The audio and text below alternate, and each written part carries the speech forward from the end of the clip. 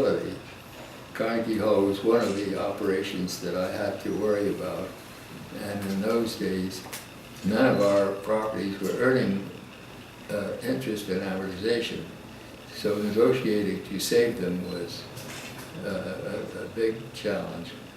So having had all this responsibility, to be in a situation where I didn't decide when to go to bed, or when to get up, or what to put on, or what to... It was all decided. All decided. Yeah. And it was wonderful. I loved it. And I loved close order drill. Yeah. Did you serve overseas at all, or? Yes, I got into quartermaster procurement, and I was in Belgium first, and then Brussels, and then Paris. And since when I was a kid, I'd been in school outside of Paris, where the only English spoken was an English class. My French was pretty fluent. So since I was the only one in this little quartermaster group that spoke French, I had the dealing with foreigners and with ministries. Right. Was this around 1944?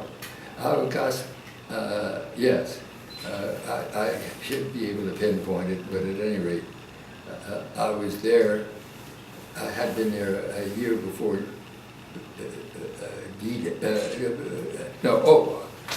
I got there the day of the Battle of the Bulge. Okay. So December of, I guess, 44, something like that. Okay. So, all right, you come back, you're decommissioned, you're discharged, and then what? More real estate. More real estate. I moved right back into the office. Yeah. And for how long were you there? Well, we sold Carnegie Hall in 1960. Okay. And So actually you spent a good time still doing that after the war. yes. Yeah, you were in New York for all that period of time. Yeah, I guess I got back in 46, 7. So that's 12, 13 years, something like that, more. By the way, when you were in the military in World War II, were you aware of, in any significant way, the sort of the segregation of the Army at that time? No. No. No, we didn't have anything like that in the Quartermaster Corps. No problems, because we were lily white. In Kansas City Quartermaster Depot, where I worked before going overseas, and in both Brussels and Paris. So it just wasn't kind of an issue for soldiers at that time? Well, Or didn't seem to be? it depends on how they assigned the roles of the enlistees, and they assigned them in a segregated way. Okay, so you sell Carnegie Hall, Yeah. fast forwarding to in 1960. What attracts you to Northern Virginia? Well, there was a real estate broker. Sometimes I remember his name and sometimes I don't. Right now I don't. But he was the big shot, very big. And he had lunch regularly with J. Edgar Hoover. So that would give you an idea of what a big shot he was. And the Bowman brothers, who inherited the land that Reston is on from their father, had sold it to Left Court Realty. 9 months after Left Court Realty acquired it, they decided that it was too hot for them to handle, the sewer was too expensive. So they got a hold of this broker, and he came up to New York to see Roger Stevens. Roger Stevens, having been big in real estate, then in the theater, and became the head of Kennedy Center. Right here in Washington.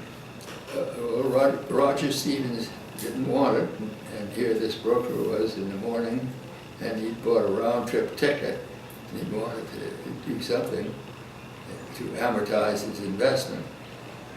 And somehow he found somebody who knew a guy by the name of Henry Rice who knew me, and he ended up in my office. And he earned a Pinocchio or two, and that he told me a story about the offering that was absolutely impossible not to seize, because getting control of this property without having any cash outlay for long was what he told me about. Hmm. So I came down here to see, and in a relatively short time I found out that what he told me about this opportunity to sell part of it for the initial cash investment, that was nonsense. There was no such highway that he was forecasting. So, Which would have infused value in the land. yes. Yeah. So I got in a car and went to see if there was in fact going to be an airport, because that could be another Pinocchio if there weren't. But Right. I found out there was going to be. And the location, fantastic. And the price was right. And we had the money that came to us from Carnegie Hall. When you looked at it, the price was right, it was close to a future airport, like Dulles Airport. Right. Did you have some vision at that time of what you wanted to do with all of this land? Well, first thing was I signed a contract to buy it, and then I had 90 days to decide exactly that. So I literally sat down with a pad and pencil, and I put on the paper everything I could think of that I had enjoyed, thought was wonderful, pleasurable in my rather extensive travels. And that was the basis of what we call the program. I think there's a little misunderstanding among a lot of people as to what an architect does. So I'll go back to the beginning. The beginning is the program, and that has to be prepared by the owner. He's got to decide what he wants to do. Then he takes it to people who are interested in planning, and the planners help analyze the various uses of the ground in connection with the program. Mm-hmm. And when that's done, then they bring in an architect to build a building in a site chosen by the planner. Well, now, sometimes you find a planner and an architect in the same person. Mm-hmm. Sometimes you find an engineer and an architect. Sometimes you find a lawyer and a planner. So they are two distinct professions that sometimes are handled by one person. Mm-hmm. I was lucky enough after the first time when I struck out with the planners that I picked to find the planners who made sense. Now, when you were coming up with the plan, the program, was it your vision to have a town-like community that would be fairly extensive with mixed-use development? Well, the thing is, this was a piece of property that was half the size of Manhattan. Wow. So it's a little too big for a shopping center. Right. Had to be multi-use of one sort or another. Right. But it was pretty far out in those days. Well, in one sense, but in another sense, it was on the road to Dulles Airport. Right. So people knew it would be valuable someday. Yeah. Yeah. Was it, you had to, in order to sort of execute your vision, your program, you needed financing. True. Can you tell us a little bit about that? Yes. Well, we started off with $2 million, which was our share of the sale to the city of Carnegie Hall. And that was my family's share. And we started using that, and I actually can document this. 50 banks turned us down, 50 banks turned you down? yes. And I've got a list of all the banks, so I didn't make it up. Why did they turn you down? Well, I guess for a variety of reasons, but one of them was because it was going to be an open community. And that in Northern Virginia was not considered a very smart move. This would have been in the early 60s? Yes. And what made you decide you wanted an open community? Well, it never occurred to me that I could do anything else. It was not an internal struggle. It just didn't seem to make any sense not to have an open community. Were you, well, when did you become aware of the fact that, well, that's fine, but you're in Virginia now in the early 60s and that's an issue for them? Well, I guess by the 22nd Bank, maybe? Did they cite that? No, I'm sure not. No. I'm sure not. Yeah. And,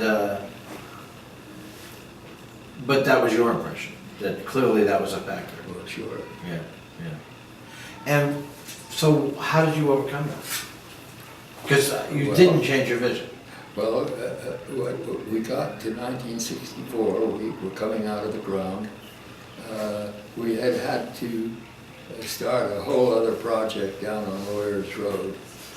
When I say had to, somewhere along the line with the turn down of the bankers, it struck me that maybe the bankers are right. So we would better do something else. And something else was Lawyers Road with traditional house sites. So now I've lost my way. Well, we were trying to find out which bank broke the pattern here and why. No. What happened was we were